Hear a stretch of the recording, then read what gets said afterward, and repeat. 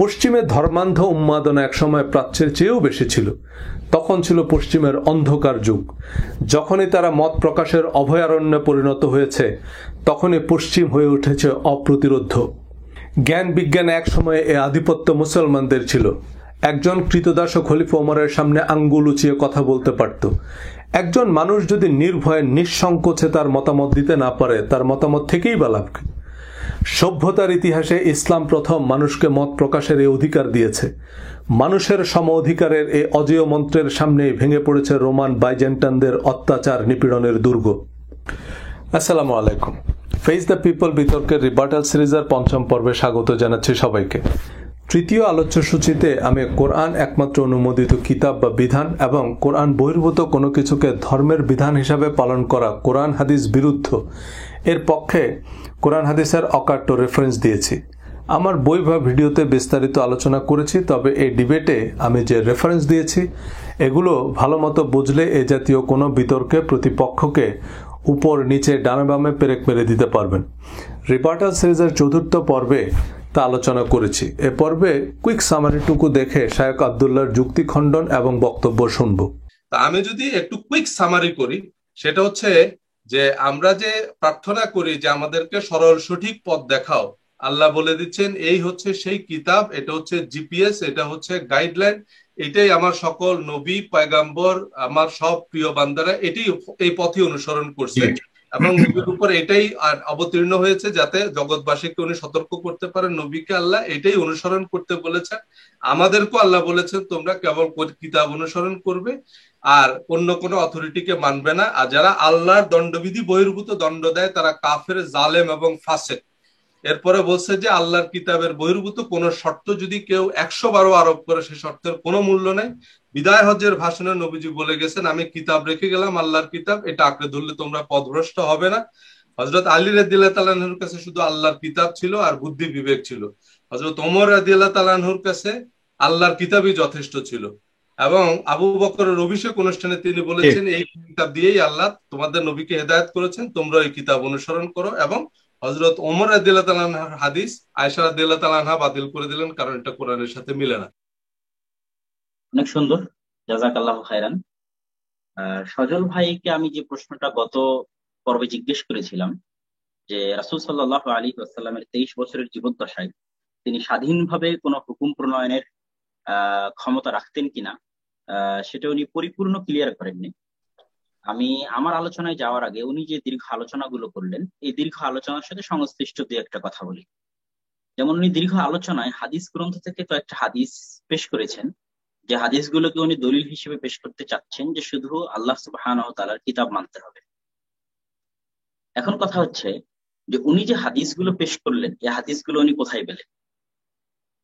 এই হাদিসগুলো যদি উনি সহিহ মুসলিম, সহিহ বুখারী এই গ্রন্থগুলোতে পেয়ে থাকেন, তাহলে যে সমস্ত মুহাদ্দিসদের লিখিত গ্রন্থের অন্যান্য হাদিসকে উনি অস্বীকার করতেছেন, সেই গ্রন্থেরই এই হাদিস উনি কিভাবে দেখবেন? তারপরে প্রশ্ন হচ্ছে যে এই হাদিসটা প্রমাণ করে যে যে মুহাদ্দিসরা সারা জীবন পরিশ্রম করে তাদের পুরো গ্রন্থ রচনা করতেছে, এই বুখারী, মুসলিম, আবু দাউদ, নাসাই, তিরমিজি সংগ্রহ করতেছে, সংকলন করতেছে সারা জীবন পরিশ্রম করে, সেই গ্রন্থের মধ্যে তারা এমন একটা হাদিস রেখে দিলেন যে হাদিসের কারণে আজকে 1400 বছর পর কেউ এসে বলবে যে এই হাদিস দিয়ে আমি এই গ্রন্থের বাকি সব হাদিসকে বাতিল করে দিলাম। তো এটা গেল তৃতীয় প্রশ্ন। সর্বলাস্ট প্রশ্ন, যে ওই হাদিসগুলো সংরক্ষিত থাকা এই গ্রন্থগুলোতে প্রমাণ করে যে গ্রন্থ যারা সংকলন করেছেন তারা সত্য সত্যি ন্যায় নিষ্ঠার সাথে, ইমানদারির সাথে সংগ্রহ করেছেন এবং তারা জাল জয়ীফ থেকে হাদিসকে আলাদা করার চেষ্টা করেছেন। তারা বসে থেকে কোনো বানোয়াট কিছু তৈরি করেননি, কোনো ষড়যন্ত্র করেননি। এই জন্য এমন হাদিসও থেকে গেছে যে হাদিস থেকে কেউ পরবর্তীতে এসে বলতেছে যে তোমার আর বাকি হাদিসগুলো সবগুলো বাতিল। কি মহাজাগতিক যুক্তি দিলেন? আপনি তো হাদিস মানেন না, তো হাদিস থেকে দলিল দিলেন কেন? আমি পরে অবশ্য বেশ কয়েকবার আপত্তি করেছি। উনি বারবার আমাকে হাদিস মানেন না, মুনকারিনে হাদিস, আহলে কোরআন বলে এস্টাবলিশ করার চেষ্টা বা অপচেষ্টা করেছেন। তা ন্যূনতম শিষ্টাচারের মধ্যেও পড়ে না। উনি আহলে হাদিস, তার মানে কি উনি কোরআন মানে না? তো কোরআন থেকে রেফারেন্স দেন কেন? ওনার দলের নাম যদি হয় আহলে কোরআন এবং হাদিস বা আহলে কোরআন ওয়াল সুন্নাহ ওয়াল জামাত, তাহলে আমি বিবেচনা করব।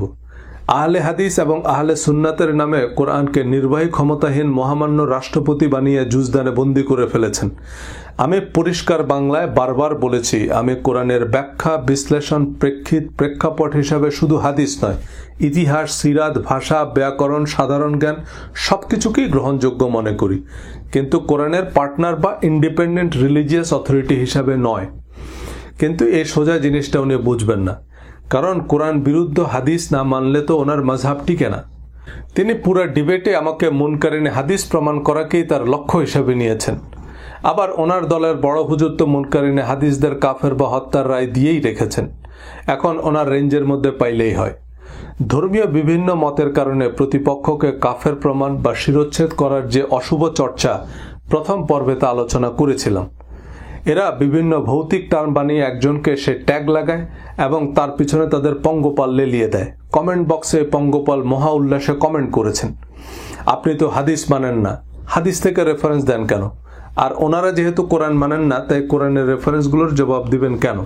এই পঙ্গপালের কেউ এই প্রশ্ন করার হিম্মত রাখে না যে আব্দুল্লাহ ভাই, সজল না হয় হাদিস মানে না, ইহুদির দালাল, কিন্তু আমরা তো আপনাদের পিছনে আহলে হাদিসের আন্দোলন করছি। এই হাদিসগুলো আমাদের কেন বলেননি এতদিন? একজন মুনকারিনে হাদিস আমেরিকার দালালের কাছ থেকে কেন এই হাদিসগুলো জীবনে প্রথম শুনতে হলো? বুখারী মুসলিমের টনটনে সহিহ হাদিস না বলে মুয়াত্তা মালিকের মুরসাল আর ইবনে মাজার মুমূর্ষু হাদিস কেন বললেন এতদিন? ওনাদের প্রশ্ন করলে কি উত্তর দেন শুনেন। মুয়াত্তা মালিকের যে রওয়ায়াত এবং বাইহাকির রওয়ায়াত যেটা আসছে, এটা হচ্ছে তারাকতু ফিকুম আমরাইনি মা ইন তামাসসাকতুম বিহিমা লান তাদিল্লু বাদি কিতাবাল্লাহ ওয়া সুন্নতি। তোমাদের মধ্যে দুটি জিনিস রেখে যাচ্ছি, ততক্ষণ পর্যন্ত যেগুলি তোমরা পাকড়াও করে আঁকড়ে থাকলে কখনো তোমরা পথভ্রষ্ট হবে না। একটি হচ্ছে আল্লাহর কিতাব, একটি হচ্ছে রাসূলুল্লাহ সাল্লাল্লাহু আলাইহি ওয়াসাল্লাম সুন্নাত রাসূল সাল্লাল্লাহু আলাইহি ওয়াসাল্লাম। এই হাদিসটি একটি বিখ্যাত হাদিস এবং সারা দুনিয়ার মানুষের কাছে প্রসিদ্ধ। এর বাইরে আরেকটি হাদিস আছে, সেটা হচ্ছে তারাকতু ফিকুম আমরাইনি, তোমাদের মধ্যে দুটি জিনিস রেখে যাচ্ছি।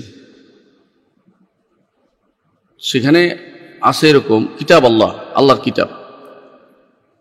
আল্লাহর কিতাবে তিনি এরপরে গুণগান বর্ণনা করলেন, আল্লাহর কিতাবে এই আছে, সে আল্লাহর কিতাবকে ধরলে তুমি মুক্তি পাবে। এরপর তিনি বলছেন ও আয়াতরাতি, আর আমার পরিবার।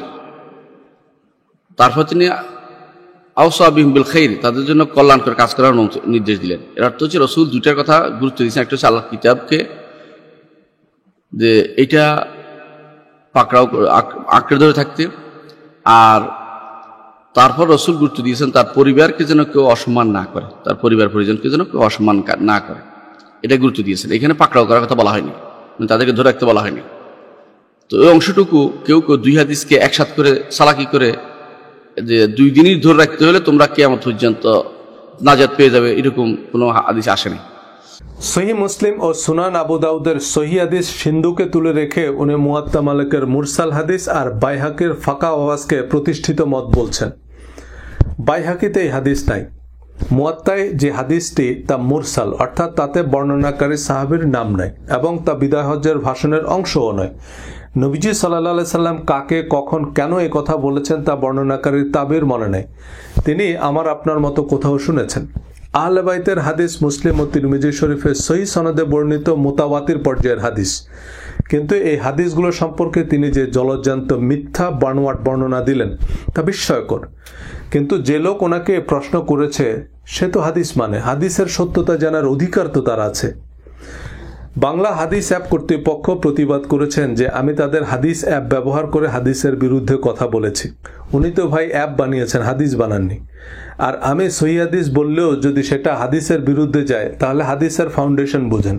হাদিসের সহজ পাঠ নামে সিরিজ ভিডিও আসছে, খুব শিগগির এরা বলা শুরু করবে যে কেবল হাদিস মানলে হবে না, হাদিসের ওনারা যে ব্যাখ্যা দিবেন তাও মানতে হবে। শায়খ আব্দুল্লাহর একজন উপদেষ্টা ফেসবুকে পোস্ট দিয়েছেন, এই হাদিসগুলোর প্রকাণ্ড ব্যাখ্যা আছে, তার জন্য বুখারী শরীফের ৪৫০০ খণ্ডের শরাহ পড়তে হবে। প্রতিটা হাদিসের 3 ঘন্টা ব্যাপী ব্যাখ্যা তিনি দিবেন। বুখারী শরীফের 4500 খণ্ডের সরা পড়া শাইখুল হাদিস বাংলাদেশে বসবাস করছেন জেনে আনন্দে চোখে পানি এসে গেছে। প্লেন চার্টার করে গিয়ে ওনার কদমবুচি করে আসা দরকার। কামেলে ফার্স্ট ক্লাস পাওয়ার জন্য 50টা হাদিস পড়তে হয়। বাংলাদেশের 99% মুহাদ্দিস মানে হাদিসের সর্বোচ্চ ডিগ্রিধারীদের 99% আরবিতে একটা লেকচার দিতে পারবে না, বা একটা আরবি লেকচার শুনলে কিছুই বুঝবে না। 100টার বেশি হাদিস এবং 30 জনের বেশি রাবির নাম পরিচয় তাৎক্ষণিক বলতে পারবে না, আর উনি আন্ধার হাইকোর্ট দেখায়। কিন্তু ওনার জন্য সমবেদনা, উনি একটু ভুল জায়গায় পা দিয়েছেন। আমি যে ভিতরে ভিতরে আলহাজ এবং মুহাদ্দিস এটা উনি বুঝতে পারেননি। অনেকে আমার আরবি কোরআন হাদিসের জ্ঞান নিয়ে কটাক্ষ করেন, তার প্রধান কারণ অবশ্য আমার লেবাস। কিন্তু 90% শাইখুল হাদিস মুহাদ্দিসের আরবি এবং কোরআন হাদিসের জ্ঞান আমার চেয়েও খারাপ। ওয়াজে আওয়াজে যেটুকু আরবি বলেন এগুলো মুখস্থ বিদ্যা। আমি ম্যাঙ্গো ধার্মিকদের টেস্ট অনুযায়ী একটু দাড়ি রেখে ঘোমটা দিয়ে সুর করে আরবি বলে কিছু কাঁঠাল পাতা মার্কা বয়ান করলে ওনারা আমাকে আল্লামা মানতেন। তিনি যুক্তি দিলেন এই হাদিসগুলো বর্ণনা করার অর্থ ইমামরা যা বলছেন তার সব সত্য, কারণ 99টা সত্য বলার অর্থ এই নয় যে তার একটা মিথ্যাকে সত্য বলে মেনে নিতে হবে। সত্য হাদিস অবশ্যই আছে, কিন্তু তার বিপরীতে লক্ষ লক্ষ জাল হাদিসও আছে। এই সত্যতার মানদণ্ড কোনো ইমাম মুহাদ্দিসের অনুমোদন নয়। সত্য মিথ্যা পার্থক্যকারী কোষ্ঠী পাথর হচ্ছে কোরআন। এজন্যই কোরআনের আরেক নাম ফুরকান বা স্ট্যান্ডার্ড।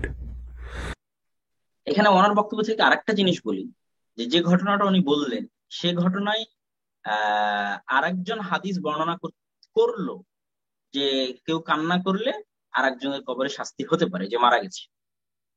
তো তখন আয়েশা রাদিয়াল্লাহু তাআলা আনহা কোরআন থেকে দলিল দিল যে না, একজনের বোঝা আরেকজন উঠাবে না। তো কোরআনের সাথে হাদিসের যে তুলনামূলক পর্যালোচনা, এটাকে হাদিস শাস্ত্রে বলা হয় ইলাল অনুসন্ধান করা। এবং যুগে যুগে মুহাদ্দিসগণ হাদিসের যে 5টি শর্তের উপর ভিত্তি করে হাদিস যাচাই বাছাই করতেন, এই 5টি শর্তের সম্পূর্ণটাই সানাদ ভিত্তিক ছিল না, যেটা অনেক প্রাচ্যবিদ অভিযোগ তুলে থাকেন। বরং 2টা ছিল, ইল্লাত এবং শাজ ছিল। হাদিসের যে মূল টেক্সট, ওই মূল টেক্সটের সাথে সম্পৃক্ত। তো ওই মূল টেক্সটের সাথে তারা পবিত্র কোরআনের আয়াতগুলোকে যাচাই বাছাই করতেন, তুলনামূলক পর্যালোচনা করতেন। এটা হাদিস সংগ্রহ এবং যাচাই বাছাইয়ের মুহাদ্দিসদের স্বীকৃত একটা মূলনীতি। জি, এখানে এসে তিনি কিঞ্চিত সত্য বলেছেন, তবে পাবলিককে বুঝতে দেননি, তাড়াতাড়ি অন্যদিকে চলে গেছেন। মুহাদ্দিসরা হাদিসের সাথে কোরআনের সম্পর্ক নিশ্চিত হয়েই সে হাদিসকে ক্লিয়ারেন্স দিয়েছেন, শুধু সনদের ভিত্তিতে দেননি। প্রকৃত মুহাদ্দিসরা একমত যে কোরআনের সাথে সম্পর্কহীন হাদিস ধর্মীয় বিধান হিসাবে অকার্যকর। হাদিসের গ্রহণযোগ্যতার পক্ষে প্রথম এবং প্রধান শর্তই হচ্ছে তা কোরআনের সাথে সঙ্গতিপূর্ণ হতে হবে। আমি যে হাদিসগুলো বলেছি সবগুলো তার আগে বলা কোরআনের আয়াতের ব্যাখ্যা বা বাস্তব প্রয়োগ। কিন্তু অসৎ স্বার্থান্ধ মুহাদ্দিসরা কোরআন বিরোধী হাদিসের বানোয়াট ব্যাখ্যা দিয়ে সবাইকে কাফের, মোরতাদ, ফতোয়া আর গণহারে মৃত্যুদণ্ডের রায় দিয়ে ইসলামকে সন্ত্রাসের ধর্ম বানিয়েছে। তারা শুধু তাদের মতের পক্ষে যে কোরআনের আয়াত, হাদিস ও ফিকহি মতামতগুলো সেগুলো বলে। আমি যদি ইমাম আবু হানিফা বা মাওলানা মুহাম্মদ ইবনে আব্দুল ওয়াহাবের বইও পড়ে শোনাই, আপনি চিত হয়ে পড়বেন যে এই জালিয়াত চক্র আমাদেরকে আবু হানিফার কথাও অর্ধেক বলে, বাকি অর্ধেক বলে না। আমি ধর্মের নামে জালিয়াতের বিরুদ্ধে বলছি। হাদিস ফিকা কোনো কিছুতেই সমস্যা নেই, সমস্যা দৃষ্টিভঙ্গিতে, অসৎ উদ্দেশ্যে ধর্মকে ব্যবহার করাতে। কোরআন হাদিসের আলোচনাটা কেন্দ্রীয় এজেন্ডা, কারণ কোরআনের ভুল অনুবাদ বা ব্যাখ্যা করলে ধরা পড়তে বাধ্য। হাদিস ফিকার নামে নিজের মত প্রতিষ্ঠা করা যায় সহজেই। উদ্দেশ্য মহৎ হলে ফাজাইলে আমল পড়েও একজন ভালো মুসলমান হওয়া সম্ভব। ফাজাইলে আমলেও অনেক সহি আমল আছে, কিন্তু সেখান থেকেও আমরা কি পিক করছি? ঢিলা কুলুপ নিয়ে 40 কদম হাঁটতে হবে, খক খক করে কাশতে হবে। নামাজের ফজিলত বোঝাতে পারলে মানুষ সাগ্রহেই নামাজ পড়বে। মৃত্যুদণ্ডের ভয়ে যে নামাজ পড়া হয় তার সাথে যমদূতের পূজা করার কোনো পার্থক্য নেই। জল্লাদের তলোয়ারের ভয়ে যে নামাজ পড়া হয় তা মূর্তি পূজার মতোই নির্ভেজাল শিরক। ফেসবুকে নিজেদের ধার্মিক প্রমাণে মরিয়া ধর্মান্ধ গোষ্ঠী ইসলামের সম্পদ নয়, বরং ইসলামের প্রধান সমস্যা। যে দেশে ভণ্ডামের কদর বেশি সে দেশে ভণ্ড জন্মাবে। বাংলাদেশের শীর্ষ আলেমদের অনেকেই আমার সরাসরি শিক্ষক। এই আহলে আবু জেহেলদের কারণে তারা জনসম্মুখে কথা বলে না। আহলে আবু জেহেলদের বোঝার বাইরে কথা বললে যত বড় আলেমই হোক কারণ ইস্তার নেই। শেখ আবদুল্লাহর যে কোনো মূল্যে জিততেই হবে, এ মানসিকতার মূল কারণ তার এই ধর্মান্ধ ভক্তরা। তর্কে হারলে বা আমার যুক্তি মানলে তো ম্যাচ ফিক্সিংয়ের অভিযোগে তাকে মোরতাদ বা দালাল ফতোয়া দিবে। বেশিরভাগ আলেমরা এখন সত্য বুঝলেও বলতে পারেন না, তারাই এখন ধর্মান্ধদের হাতে জিম্মি। তিনি কোরআনের জলজ্জান্ত যে মিথ্যা অনুবাদ ডাহা ডঙ্কা বানোয়াট ব্যাখ্যা দিয়েছেন তা আগামী পর্বগুলোতে দেখাবো। একটা ডিবেটে জেতার জন্য কোরআনের এহেন মিথ্যা অনুবাদ আর ব্যাখ্যা একজন মুসলমান দিতে পারে বুঝলে আপনি শিওর উঠবেন। এই ডিবেটে উনি কোরআনের কিছু অনুবাদ করেছেন যেগুলোতে ওনার সাথে কেউ একমত হলে সে আবু জাহেলের মতো মুশরিক হয়ে যাবে। এটা ওনার সিন্ডিকেটের শায়করা বুঝতে পারলেও চেপে গেছেন, আর ওনার ভক্তপালের তো বোঝার সামর্থ্যই নাই। যারা যুক্তি বোঝে না তাদের সাথে যুক্তি চালাচালি করা যে কি মানসিক যন্ত্রণা তা বুঝে বলে বোঝানো যাবে না। এমন অখাদ্য যুক্তি গিলে যারা ফেসবুকে ইসলামের সৈনিক বনে বসে আছেন তাদের কারণেই ইসলামের এই দুর্গতি। আমির টুমচর মাদ্রাসা, তামিরুল মিল্লাত, ঢাকা আলিয়া বাংলাদেশের সেরা 3টা মাদ্রাসায় পড়েছি। মাদ্রাসার পরিবেশ আমার জানা আছে। মাদ্রাসার সিলেবাস অত্যন্ত সমৃদ্ধ। ধর্মীয় কারণ ছাড়াও মাদ্রাসার কারিকুলামে জীবনে সফল হওয়ার জন্য প্রয়োজনীয় সবকিছুই আছে। আইবিএর সিলেবাসের চেয়ে মাদ্রাসার সিলেবাস কোনো অংশেই কম নয়। কিন্তু মাদ্রাসা শিক্ষা বা ধর্মীয় শিক্ষার অন্যতম প্রধান সমস্যা হচ্ছে এখানে ছাত্রদের চিন্তা প্রতিবন্ধী বানিয়ে রাখা হয়। সংশ্লিষ্ট মাদ্রাসার মজহাব মানহাজের বাইরে আপনি হুজুরদের কোনো প্রশ্ন করতে পারবেন না, পিঠের চামড়া থাকবে না। মদিনা ইউনিভার্সিটির পিএইচডি তো গবেষণার পর্যায়েই পড়ে না। একটা গবেষণার ফলাফল যদি আগে থেকেই ঠিক করা থাকে, গবেষককে যদি পূর্ব নির্ধারিত সিদ্ধান্তকেই প্রমাণ করতে হয়, তাহলে সেটা আবার কেমন গবেষণা? মদিনা ইউনিভার্সিটির ডিগ্রির চেয়ে ঢাকা ইউনিভার্সিটির ইসলামিক স্টাডিজের ডিগ্রি 3 গুণ ভালো ডিগ্রি। কওমি মাদ্রাসা বা মদিনা ইউনিভার্সিটিতে আপনি একটা কাচের বয়মে বড় হবেন। এই কাচের বয়মে বেড়ে ওঠা বয়ম আকৃতির মাওলানারা ধর্মগুরু হয়ে পুরা জাতিকে বুদ্ধি প্রতিবন্ধী বানিয়ে রাখছে। এই অন্ধরা যখন ধর্ম শেখায় তখন ধার্মিক তৈরি হয় না, হয় ধর্মান্ধ। দেওবন্দ ও মদিনার ইসলাম আলাদা, 2টা ধর্ম। জামাত ও হেফাজতের ইসলাম আলাদা। দেওবন্দের ওয়াজ মদিনায় করলে বা মদিনার ওয়াজ দেওবন্দে করলে হুজুরের চাকরি তো চাকরি, ইজ্জতও থাকবে না। ওরিয়েন্টালিস্টদের কথা বারবার শুনলেন। শুধু ওরিয়েন্টালিস্ট নয়, যার ব্যাপারেই যা শুনবেন নিজে যাচাই করবেন। আমার উপস্থিতিতে সে বারবার আমাকে নাস্তিক ট্যাগ লাগানোর চেষ্টা করেছে। কোরআনের আয়াতের উদ্ধৃতি দেয় আমাকে ইহুদি খ্রিস্টানের দালাল প্রমাণের আপ্রাণ চেষ্টা চালাচ্ছে। ওরিয়েন্টালিস্ট হচ্ছে ইউরোপ আমেরিকায় যারা ধর্ম নিয়ে গবেষণা করে। ইসলাম, ইহুদি, খ্রিস্টান, হিন্দু, বৌদ্ধ, শিখ প্রায় সব ধর্মের জন্ম প্রাচ্যে। পশ্চিমে কোনো ধর্মের জন্ম হয়নি। ওরিয়েন্টালিস্টরা বা প্রাচ্যবিদরা প্রতিটা ধর্মের ভাষা যেমন আরবি, হিব্রু, সংস্কৃত এবং ধর্মের ইতিহাস, শাখা প্রশাখা, চর্চা অপচর্চা ইত্যাদি নিয়ে বিস্তর গবেষণা করে। ধর্ম নিয়ে গবেষণা তো মুসলিম বিশ্বের বিভিন্ন ইসলামিক ইউনিভার্সিটিতেও হচ্ছে। মদিনা ইউনিভার্সিটিতেও হিন্দু ধর্ম পড়ানো হয়। শায়খ জাকারিয়া মদিনা ইউনিভার্সিটিতে হিন্দু ধর্মে এমফিল ও পিএইচডি করেছেন। এই জন্যই সবাইকে হিন্দু হিন্দু মনে হয়, কারো আকিদাই সহি নয়। ভারতে বিভিন্ন হিন্দু ইউনিভার্সিটিতেও ইসলাম নিয়ে গবেষণা হচ্ছে। কিন্তু ওরিয়েন্টালিস্টরা কেন বিশেষ? কারণ এরা কাচের বয়মে বন্দী নহে। আরও গুরুত্বপূর্ণ তথ্য হচ্ছে ওরিয়েন্টালিস্টরা কিন্তু কোরআন হাদিস বা ইসলামকে দিয়ে শুরু করেনি। তারা মূলত তাদের তাওরাত এবং বাইবেল নিয়ে গবেষণা শুরু করেছে। তারা নিজেরা বুঝে বুঝে বাইবেল পড়ে দেখলো পোপ ফাদাররা যা বলছে তা তো বাইবেলে নেই, পুরোই জালিয়াতি, ধর্মের দোকানদারি। পোপ ফাদাররা একসময় মাফিয়া ছিল, এদের হাতেই ছিল সব ক্ষমতা।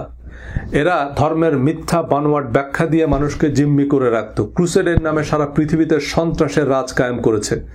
মুসলমানদের মূর্তি পূজারী, পাথর পূজারী আখ্যা দিয়ে মুসলিম নারী পুরুষ শিশুদের হত্যার ফতোয়া দেয়। ওরিয়েন্টালিস্টরা বাইবেল ধরে ধরে দেখিয়ে দিয়েছে তাদের ভণ্ডামি। ওরিয়েন্টালিস্টদের হাত ধরে ইউরোপের রেনেসা বা পুনর্জাগরণ সূচিত হয়েছে। এরপর ইউরোপ আমেরিকার সব ইউনিভার্সিটিতে অন্যান্য ধর্ম নিয়েও পড়া শুরু হয়েছে। এখানে আপনি ধর্মের প্রতিটা ধারণাকে চ্যালেঞ্জ করতে পারবেন, যা মাথায় আসে প্রশ্ন করতে পারবেন। কেউ আপনাকে মুসলমানের দালাল, মুনকারিনে বাইবেল বা আহলে তাওরাত বলবে না। অক্সফোর্ড ইউনিভার্সিটির কোরআন অনুবাদ পৃথিবীর সবচেয়ে জনপ্রিয় অনুবাদ, কারণ তা দলীয় অনুবাদ নয়। মুসলিম ইতিহাসবিদদের চেয়েও পিকে হিট্টির বই বেশি জনপ্রিয়, কারণ প্রফেসর হিট্টি দলীয় ইতিহাস লেখেননি। হিস্টোরিওগ্রাফিক্যাল মানদণ্ডে হিট্টির ইতিহাস শিয়া, সুন্নি, উমাইয়া, আব্বাসীয় ইতিহাসবিদদের চেয়ে নিরপেক্ষ এবং নির্ভরযোগ্য ইতিহাস। কারণ হিট্টিকে সত্য বলার জন্য কেউ খারেজি, মোতাজেলা, রাফিজি বলবে না। মুসলিম বিশ্বে দলের বাইরে গেলেই সে দালাল। শিয়াদের কাছে তাদের ইতিহাসই সহি, সুন্নিদের কাছে সুন্নিদের ইতিহাস। সৌদি আরবের হার্ভার্ড অক্সফোর্ডের মতো ইউনিভার্সিটি তৈরির আর্থিক সামর্থ্য আছে, কিন্তু পরিবেশ নাই। হার্ভার্ডের থিওলজি বিভাগে আপনি যদি একটা রিসার্চ প্রপোজাল জমা দেন যে জিসাস ক্রাইস্ট নামে কেউ ছিল না বা খ্রিস্ট ধর্ম একটা ভুয়া ধর্ম, এটা আপনি প্রমাণ করবেন এবং আপনি এটা স্বীকৃত গবেষণা পদ্ধতিতে প্রমাণ করতে সক্ষম, তারা আপনার পুরো সংসার খরচ দিবে যাতে আপনার চিন্তা ও গবেষণায় কোনো ব্যাঘাত না ঘটে। হার্ভার্ডের থিওলজির অধ্যাপকরা খ্রিস্ট ধর্ম নিয়ে যেসব মন্তব্য করেন, এমন মন্তব্য ইসলাম ধর্ম নিয়ে সৌদি, পাকিস্তান বা বাংলাদেশে করলে তৌহিদি জনতা ইউনিভার্সিটি জ্বালিয়ে দিবে। পশ্চিমে ধর্মান্ধ উন্মাদনা একসময় প্রাচ্যের চেয়েও বেশি ছিল। তখন ছিল পশ্চিমের অন্ধকার যুগ। যখনই তারা মত প্রকাশের অভয়ারণ্যে পরিণত হয়েছে, তখনই পশ্চিম হয়ে উঠেছে অপ্রতিরোধ্য। জ্ঞান বিজ্ঞানে এক সময়ে এ আধিপত্য মুসলমানদের ছিল। একজন কৃতদাস ও খলিফা ওমরের সামনে আঙ্গুল উঁচিয়ে কথা বলতে পারত। একজন মানুষ যদি নির্ভয়ে নিঃসংকোচে তার মতামত দিতে না পারে, তার মতামত থেকেই বা লাভ কি? সভ্যতার ইতিহাসে ইসলাম প্রথম মানুষকে মত প্রকাশের এই অধিকার দিয়েছে। মানুষের সম অধিকারের এই অজেয় মন্ত্রের সামনেই ভেঙে পড়েছে রোমান বাইজেন্টানদের অত্যাচার নিপীড়নের দুর্গ। ধন্যবাদ।